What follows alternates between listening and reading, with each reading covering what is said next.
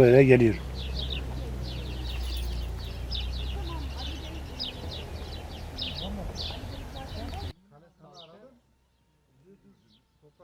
Ya burası hepimizin yeri. Taş ocağını biliyorum. Benim geçmişim mermercilikten gelir. Mermerin olduğu yerde her taraf toz duman olurdu. O zaman bizim evler ne olacak? Bizim sorunumuz bu arazi ne olacak?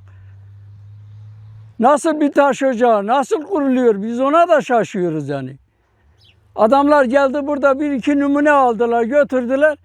Eğer beğenirse gelip ara sıra burada taş götüreceğiz. Antika yapacağız dedi. Meğer buraya adam taş ocağı kuruyormuş. Biz zor durumdayız. Ağaç var, ondan sonra benim yaşım ilerlemiş. Bir ağaç dikiyorum ki bir eser bırakayım. Benim amacım odur. Ama niye buraları böyle heder ediyorsunuz ki?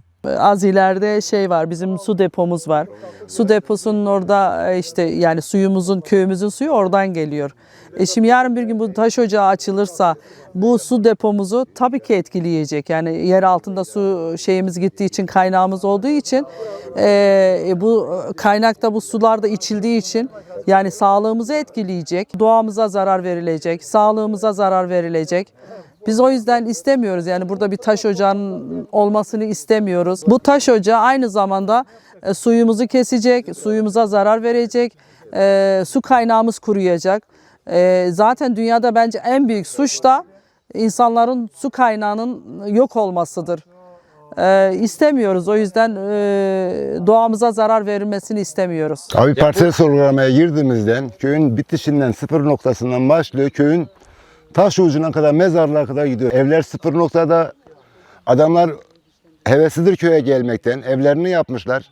İstemiyorlar yani. Yapılacak olan mermer sahası da köye sıfır noktada olduğu için istemiyoruz yani. Yani bu saha tam mezarlığa kadar uzanıyor yani. Avlu alan. Bu köyün 400 yıllık bir geçmişi vardır. Dedelerimiz burada yaşamış. Analarımız da yok ediyor yani. Burada bir sürü hepimizin analarımız, babalarımızın, abilerimizin, apalarımızın, annelerimizin, bizlerin bir sürü anıları var buralarda. Bunların kaybolmasını istemiyoruz yani. Bu dağlarda az kuzulara gitmedik, dağlara gitmedik yani. Ben Cennetpınar köyün sakinlerindeyim.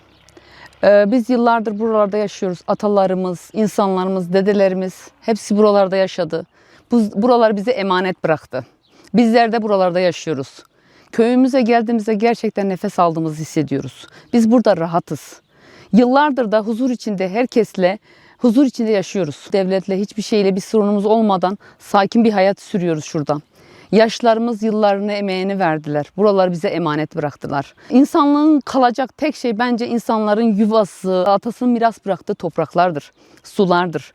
Biz yaşam mücadelesi veriyoruz. Köyümüze hiçbir şekilde kimsenin yaklaşıp zarar vermesini istemiyoruz. Ben şu toprağıma baktığım zaman atalarımın bana emanet bıraktığı toprağı görmek istiyorum. Başka insanların kendi çıkarı için gelip benim toprağımı götürmesini istemiyorum. Benim çocuklarıma bırakacağım mirasımı, toprağımı burada çocuklarıma bırakmak istiyorum.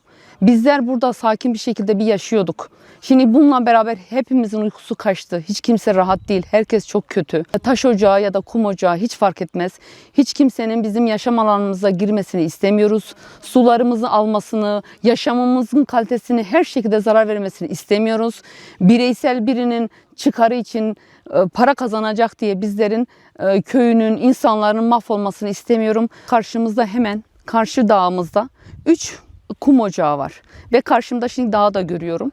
Hiçbir şekilde görünüş olarak da başka yaşam belirtisi olarak da hiçbir şey kalmayacak. Bizlerim yaşam alanı hemen şurası. Bu tepeyi almak istiyorlar.